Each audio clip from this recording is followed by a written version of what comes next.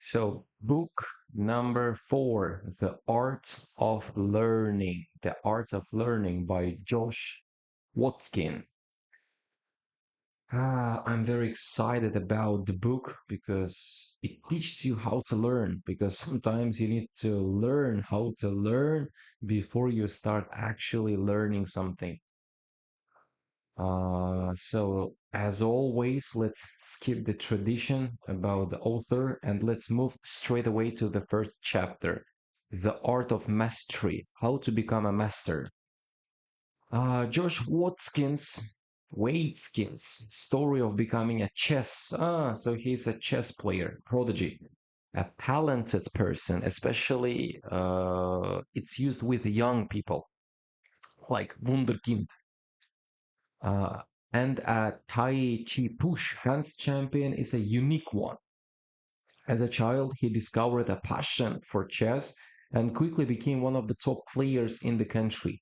He was mentored by a chess master who taught him the importance of a growth mindset, the value of deliberate practice, and the power of reflection.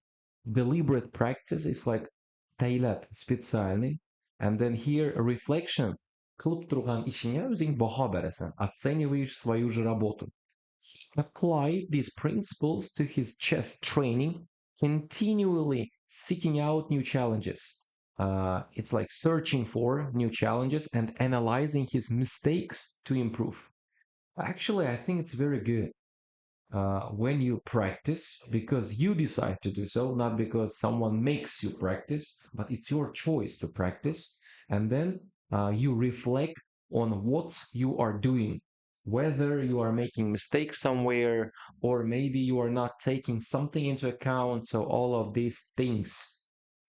He became a national junior chess champion and was featured in the book and film Searching for Bobby Fischer. Featured in the book дегені что кітапта о hakkında yazdılar, написали про него книги. However, after reaching the peak of chess world, Whiteskin felt that he had reached his limit in chess and decided to pursue another passion, Tai Chi Push Hands.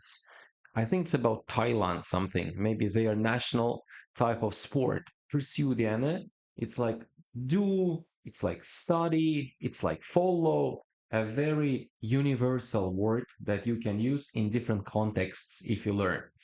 So he applied the same principles, it means used the same principles and methods he had used in chess to excel, to be good in Tai Chi push hands. He sought out the best teachers, focused on specific skills, and consistently reflected on his performance to identify areas for improvement. He reflected on his performance to find the ways to improve himself. Furthermore, he welcomed the concept of play, allowing himself to be in the moment and improvise during competitions. This is actually what I do in my speaking exams and in my writing exams. I very often just improvise. I forget about all the rules, I forget about everything that needs to be taken into account, and I just allow myself to wander. So Whiteskin's dedication and application of these principles led him to become a Thai world champion. He realized that the same principles that he had to that had led to his success in chess also applied to his success in Tai Chi Pushans. In the book, Whiteskin writes about how he applied these principles and gives example of how he used them to achieve success in both chess and these hands. He also shares the lessons he learned along the way Yol Davamında во время своего пути and motivates readers to apply these principles to their own learning and personal growth. Actually, let's stop here. Too many actuallys today from me. I don't know how, but it kind of got stuck in my tongue. Look, recently there was a fight between Usyk, he's a Ukrainian world champion in boxing, and also there was a kickboxer, Verhoeven. So both of them were actually world champions. And uh, Verhoeven came to Usyk's world. So he boxed with him. It was not a real fight and it was not kickboxing. It was just a boxing match. And nobody was giving a chance to Verhoeven because Usyk was the champion of the world. He is still the champion of the world. He has beaten absolutely everybody among the top tier boxers of this generation. Top tier, it's like topovi in zor derecedeki. And that's why no one even doubted that something may go wrong. But till the 12th, no, yes, at the end of the 11th round, the fight was stopped. But before the stoppage, Verhoeven was winning the fight. And then I thought, although he is from another sport and although he's not the master of boxing, he had the mentality that could lead him to success because all of these champions, all of these high achievers are champions and high achievers not because of their skills but because of the way they think.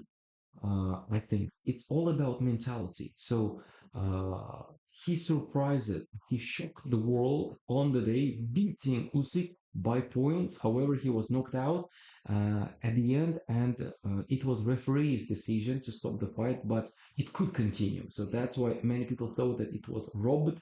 But still, what I want to say here, this person who wrote the book is saying, I have my principles and I use the same principles in learning chess and also in learning Thais type of sport.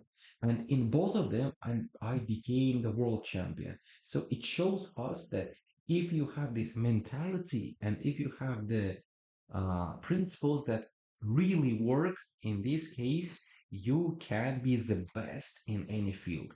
Those who are not the best in one field will not be the best in another because it's not about your skills and it's not about your talent, but it's about this your thinking. What's your LO and what is your standard? So let's go to chapter number 2, the importance of mindset. Here I was actually talking about this another actually. So Whiteskin's book highlights the importance of having a growth mindset for achieving success in any field. Growth mindset is characterized by a belief in one's ability to improve and develop. Fixed mindset is characterized by a belief that one's abilities are fixed, so they are given at birth. The growth mindset allows for constant improvement. This one. Whereas the fixed mindset becomes an obstacle to growth, то са преграда. Having a growth mindset is crucial for overcoming преодолевать obstacles and achieving success in any field. One example he gives is from his experience as a chess prodigy. I would lose a game and instead of getting down on myself, I try to understand what went wrong and focus on how to improve this part. Okay, number 3 now, the role of intentionality. Стоилят бы нас клычок shit, надо специально что-либо делать. So Josh encourages you to set clear goals and actively seek out opportunities to learn and improve. So you need to set a clear goal and then you need always to try to find a way to improve yourself. The key to success in any field is the ability to be highly intentional about the learning process. By being intentional in your approach to learning, you can focus on what is most important and make the most efficient use of your time and resources. So when you understand yourself what you need to do, in this case, you will achieve the best results, the books, because you will know what to spend time on and what not to do, how to do and how not to do. He also gives examples of how he applied intentionality in his life and how it helped him, such as how in chess he would spend hours studying the games of masters, trying to understand their thought process, and then would apply that understanding to my own games. To be intentional in your learning process, start by setting clear goals and then work backward to design a plan of action that will help you achieve those goals. Now I'm gonna tell you about John Jones and also Ilya Tapuria. John Jones is one of the greatest fighters in MMA, and he is considered as the best strategic fighter. So he always analyzes his opponents, he studies them, he then builds a game plan to beat their strength and to use their weakness. And because of that, he has never lost a single fight in his career. And Ilya Tapuria once in his interview said, when he analyzes his opponents, he puts himself in their shoes. If they were him, how would no, no, no, no. If he were them, how would he approach a fight against himself? So, thinking about that, he tried to find his own weaknesses and then, based on that, try to improve them, not to let the opponents, win the fight. You see, the minds of people, how they think, true champions, what kind of mindset they have got. So, chapter number 4, the value of practicing deliberately, потаилab специально. Deliberate practice is characterized by a focus on specific skills, repetition, and consistent feedback. Deliberate practice is the key to rapid improvement fast. By focusing on specific skills, определенные, repeating them and receiving consistent feedback, you can improve more quickly and efficiently than by simply performing a task over and over again. Actually, it's true. When my students register for their IELTS exam, they start working non-stop. And when they do so, they actually improve. Another actually. So I'm saying that if you do one thing again and again, and then if you get feedback for your work, in this case, there is no reason why you cannot improve and why you cannot succeed. He gives examples such as how in chess he would isolate specific positions and try to understand the underlying concepts, then practice applying those concepts in different variations. To engage in deliberate practice, start by identifying the specific skills you want to improve, breaking them down into manageable chunks, куски, bölekler, and then practice those chunks repeatedly with the goal of reaching a level of automaticity. Постоянный practice, автоматически dereceye çıkınca the power of reflection, using бахабершин, оценивание себя. The author encourages self-reflection as a means, способ, yol, of learning from experiences and identifying areas of improvement. Reflection is a key element of this learning process. It allows us to understand our experiences and find patterns, trends that can guide our growth. By taking the time to reflect on our experiences, you can gain a deeper understanding of what worked and what didn't, and use that knowledge to improve in the future. So it says here, if you analyze yourself, you can see what is helping you and what's not. So you can eliminate the things that are not helping and stick to those which are actually helping. Again, he also gives examples of how he applied self reflection in his life, such as how in chess he would analyze his games after the match, looking for patterns and trying to understand what led to success or failure. To engage in self reflection, start by setting aside time to review your experiences, look for patterns, and try to understand the underlying causes of your successes. The importance of adaptability. Маслашиш, как нужно адаптироваться. The book emphasizes, Ургуберг делает ударение, the need to be adaptable and flexible, in one's approach to learning, in order to effectively navigate changing circumstances and unexpected challenges. Даже küçülmeyen нәрсе болсам, достаточно bilishimiz gerek deydi. Нужно знать, что делать, даже если что-то неожиданное случилось. Adaptability leads to better decision making and problem solving. By being adaptable and flexible in your approach to learning, you can effectively navigate changing circumstances and unexpected challenges. He gives examples such as how in chess he would shift his approach, change, depending on the style of his opponents. Yes, you start and then you analyze your opponents, and based on your analysis, you start making some small changes to your own approach. To be adaptable, start by being open to new ideas and approaches and be willing to adjust your strategies as needed. Being adaptable leads to being more resilient and less prone to stagnation. Very beautiful language here. Resilient, uh, чудамкар, нетерпеливый, который не сдается. Resilient. So you beat them, you kick them, or life kicks them and beats them, but still they don't give up. They take all this damage. Cannot remember the Russian translation of the word, so you can check it out, or you can understand based on my explanations. And less prone the animal slowly less prone, you understand, to stagnation, bir derecede katlı kalış. Когда ты а, остаешься на одном уровне, когда ты колоса застрял, ты далеко, в present simple не могу вспомнить. The role of emotions. Emotions play a critical role in the learning process. They can either improve, enhance, or hinder, stop our ability to learn. By managing one's emotions, you can maintain focus and motivation, which are crucial for effective. Yes, emotions make us weak, but also they make us strong because they help to enhance yourself. I think it's like they make you excited, and that's why they give you energy to act all the time. To help you apply this concept in your own life, he encourages you to become aware of how you feel and to learn to regulate your emotional responses to better manage your emotions.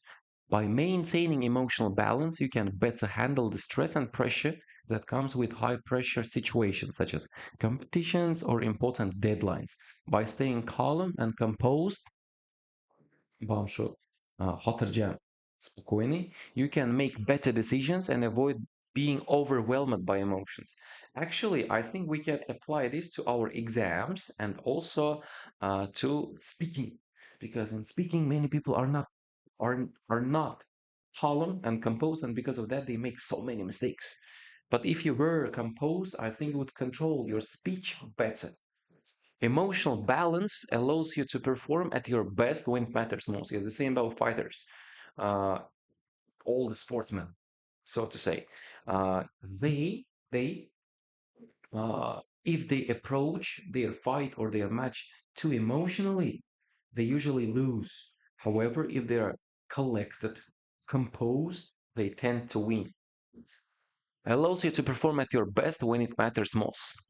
When you can stay calm under pressure, you can make better decisions, maintain focus, and stay motivated to achieve your goals. Emotional intelligence refers to the ability to recognize, understand, and manage your own emotions, as well as the emotions of others. Emotional intelligence is crucial for effective communication, decision making, and problem solving. By developing emotional intelligence, you can improve your relationships with others, make better decisions, and more effectively navigate and resolve conflicts. I think here, by understanding the emotions of others, it's also an important part of the text. I can bring an example of Conor McGregor here. He provokes his opponents, провоцировать, эмоция çıkarады, and then uses this. So I remember when he fought Aldo, uh, before the fight, he said, I see how his body uh, reacts to me. I see his emotions. I feel them. Mark my words. Mark my words. It's like запомни мои слова. Я помянем такой. I'll knock him out in the very first exchange. And he did that. In 13 seconds, he knocked out the fighter who hadn't lost in 13 years before the fight, or in 9 years before the fight.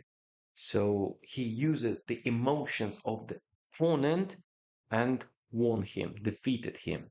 The benefits of chunking, böleklere bölüş, деление на куски. The book explains the concept of chunking in learning, which refers to breaking down complex information into smaller, more manageable chunks. Chunking is a powerful tool for learning and retention. саклап калыш үчүн, чтобы сохранить то, чему ты научился.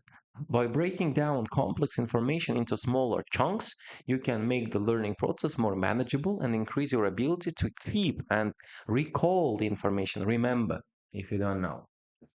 To use chunking in your learning, start by breaking down the information into smaller, manageable chunks. Yes. If you have problems in listening, you need to understand in what exactly you have the problems, maybe in some question types. And in this case, you need to specifically work on them. The same about reading, the same about speaking, the same about writing. So you identify the problem and you deal with it. Mental representations. The book highlights, emphasizes, делает ударение на importance of creating mental representations of information in order to facilitate, облегчать, learning and retention. Mental representations refer to internal mental images or ideas that one holds about a particular subject or skill. Mental representations are crucial for learning and problem solving.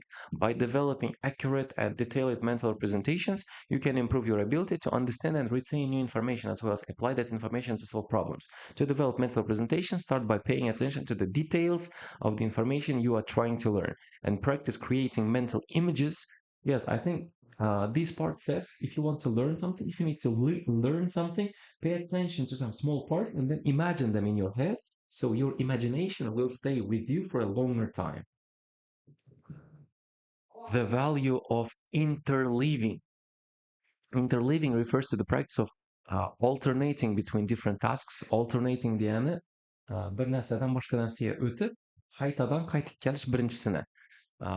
Когда ты с одного переходишь на другой, возвращаешься на этот, skills during practice, as opposed to в отличие от дегani motivga qaraganda, focusing on one task or skill at a time.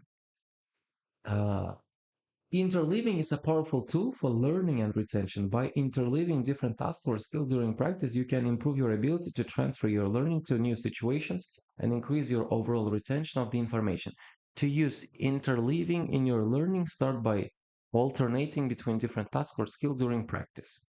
The role of failure, the last one. The role of failure refers to the idea that in order to improve, one must first experience failure and learn from it. Standarddan equals ağızlar, advanced equals ağızlar, top equals ağızlar kısımlanmış için. Failure is important for you to grow. It's a fundamental principle of learning. By embracing failure and learning from it, you can grow and improve in a way that wouldn't be possible by only succeeding. To embrace the rule of failure, start by reframing failure as a learning opportunity.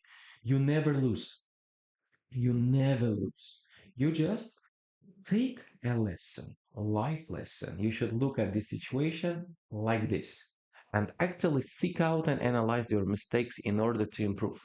Failure is a learning opportunity. It should be reframed as a positive rather than a negative experience. Analyzing failures helps in understanding mistakes and avoiding them in the future. All right, so here emphasizes the importance of having a growth mindset for achieving success in any field.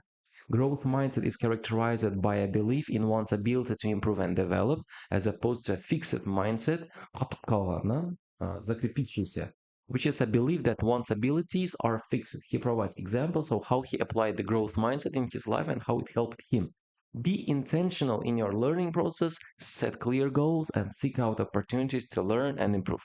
Focusing on specific skills, repetition, and consistent feedback are the keys to rapid improvement. Learn from the experience and identify areas for improvement. To engage in self reflection, start by setting aside time to review your experiences. Try to understand the underlying causes of your successes and failures. Be adaptable and flexible in your approach to learning to navigate changing circumstances and reach your goals. So, very interesting book. From this, we can understand that the most important thing is your mindset, how you look at the situation, how you look at life. If you think you can improve, if you think you can learn, you can. If you don't think so, then you can. As simple as it is. And also, one of the main lessons from the book is that you need to analyze your studies. You need to see if you are having progress or not. And based on that, you can change some things you do. And also you have to be very specific about your studies. Anlık işleş gerek. Нужно точно работать. And also you need to be very deliberate. Время айтышын күтмәс керек. Не надо ждать, пока кто-то вас заставит. You need to understand that you need it, and you need to learn to make yourself work, to make yourself study. In this case, I think you can achieve anything. Just think that you need to grow. Just think that everything is achievable. In this case, everything will be all right.